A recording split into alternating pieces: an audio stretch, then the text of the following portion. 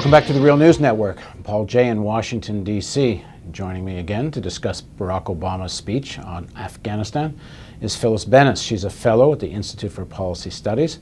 She has a new book coming out called Ending the U.S. War in Afghanistan, a primer.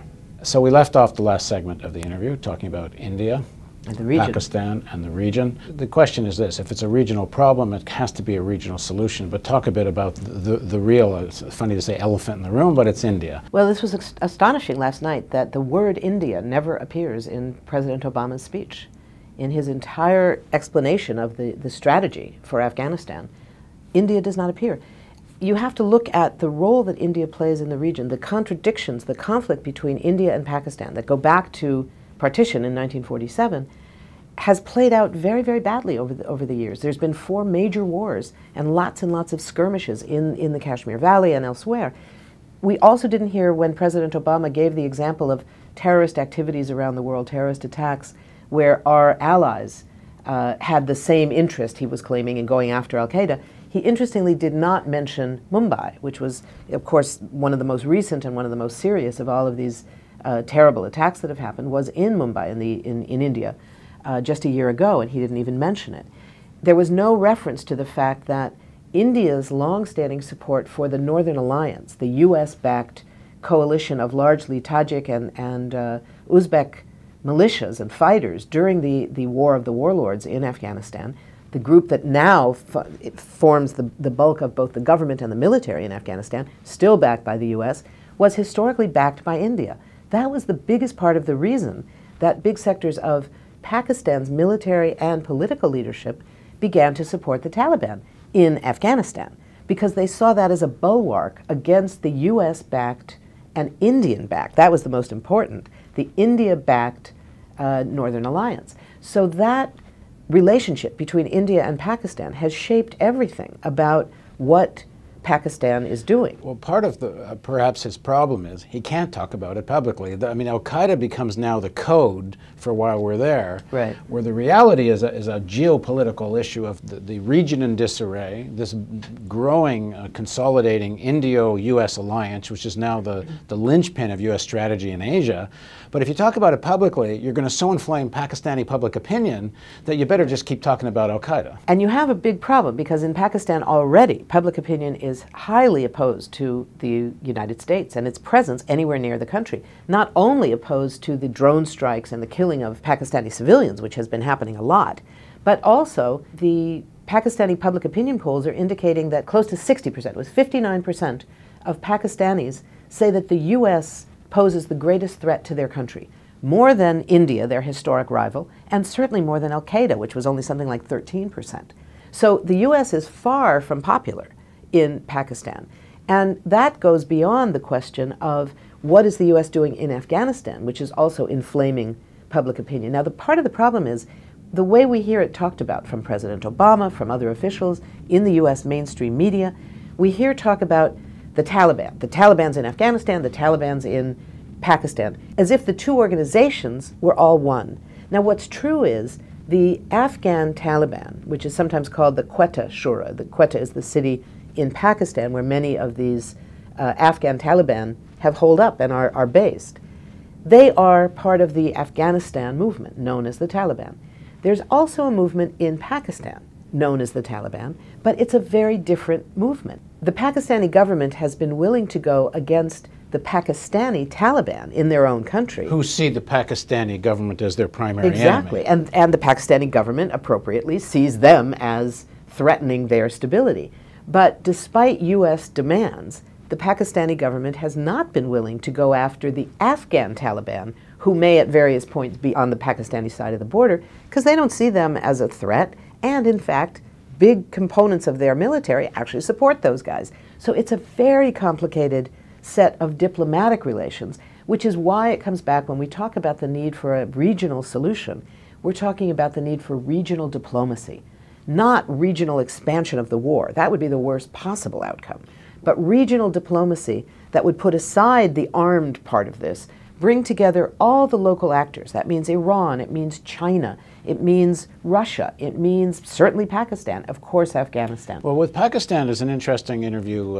Prime Minister Singh from India was on the Fareed Zakaria show a couple of weeks ago, and Zakaria asks him about diplomacy with Pakistan, and Singh says, but with who? He says, we don't know who to negotiate with there. It used to be at least with Musharraf, whatever you thought of Musharraf, he represented the military and the government, and everyone knows the real power is the military. Right. But you don't know who to negotiate with now because you're not clear Zardari represents anybody. Well, that's true in a lot of places. It's certainly true in Afghanistan. I mean, I think it's very doubtful that you can even accurately call President Karzai the mayor of Kabul anymore, because I don't think he even controls most of Kabul. So that's true in so many countries where the government doesn't represent people. So in the conversations you can imagine between India and the United States, they talk about what are we going to do about the potential dissolution, collapse of Pakistan, and how do you deal with that chaos? And one of the reasons that the U.S. is fighting so much inside Afghanistan is because they can't fight in Pakistan, because Pakistan does have a real military. It does have a functioning government, despite the fact that it's pretty weak and doesn't control a lot.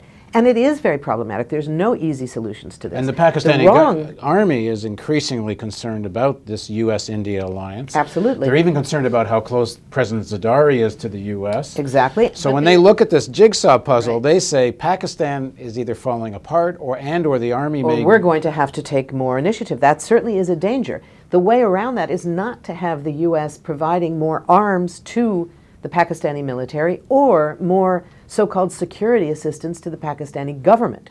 This is not going to stabilize So is the it. short of this the problem that the Pentagon's running the foreign policy? That's a big part of the problem. The years of the Bush administration, and somewhat even before that, but certainly over those 8 years, the dissolution of funding, of support, of a role for the State Department, a role for diplomacy. Diplomacy was so dismissed, so disdained during the Bush years. Funding went only to the military. That now trying to rebuild a diplomatic corps is very, very difficult. And I'm afraid, from what we're hearing, it appears that the information that President Obama is getting is basically all coming from various parts of the military. But isn't it part of the problem that President Obama believes fundamentally in the same set of assumptions as the Pentagon? And let me play this from his speech. For unlike the great powers of old, we have not sought world domination. Our union was founded in resistance to oppression. We do not seek to occupy other nations. We will not claim another nation's resources or target other peoples because their faith or ethnicity is different from ours. President Obama believes in America as the enlightened policeman of the world. And even if you disagree to some extent strategically with the Pentagon, if you buy that as your underlying assumption, how do you say no to the Pentagon? Well, I think you say no to the Pentagon by saying that the U.S. as the great exception, American exceptionalism writ large, which I agree President Obama has, that's a big part of his understanding of the world is American exceptionalism. But I think he also believes in diplomacy. And I think what you do is channel the later days, not the early days, God forbid, but the later days of President Truman, not the days when he dropped the atomic bomb, but later when he was willing to stand up to another general, when he stood up to General MacArthur and said, you know what, I'm the commander-in-chief, I give the orders. General MacArthur, who had enormous public support, the Republican Party was backing him for president. It's not unlike the situation with both General Petraeus and General McChrystal now. But at that time, President Truman was prepared to stand up to him and say, you know what, I call the shots here. You're fired. Okay, just before we finish this segment, let's talk a bit about the Republicans. Earlier you talked about Obama had to have his war. Well, McCain's war was supposed to be Georgia and Russia. Bush had Iraq, Obama had already taken Afghanistan, so McCain had Russia. But now, of course, the Republicans are as militant as can be. For 8 years, Afghanistan wasn't of strategic interest for them. Now, all of a sudden, it's the most important thing there is. Well, talk about McCain and the Republicans a bit. Well, I think that the threat right now is not so much about McCain, but it's about how the support for President Obama is shifting. What we're looking at is a period in which the support that keeps President Obama not only in power, but able to function as president, is coming not from his own party, but is coming from the opposition party and from the Pentagon. That's a very dangerous scenario. Not only is his own political base being locked out of the decision making, and their interests are being ignored.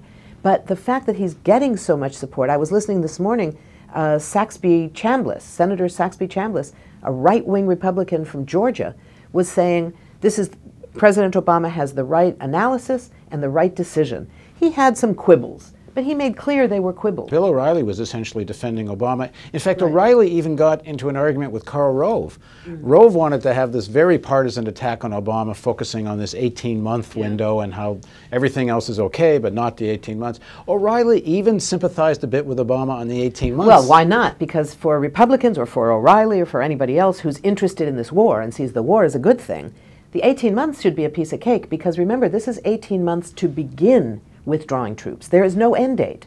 And they were very clear that while the deployment should happen as soon as possible, by this next summer, within 6 months, we want to get them there right away, the withdrawal will be conditions-based. It will be based on how conditions work out on the ground. What is the capacity of the Afghan military, just like we heard from President Bush in Iraq. Okay, exactly really quick. The same language. 1 minute.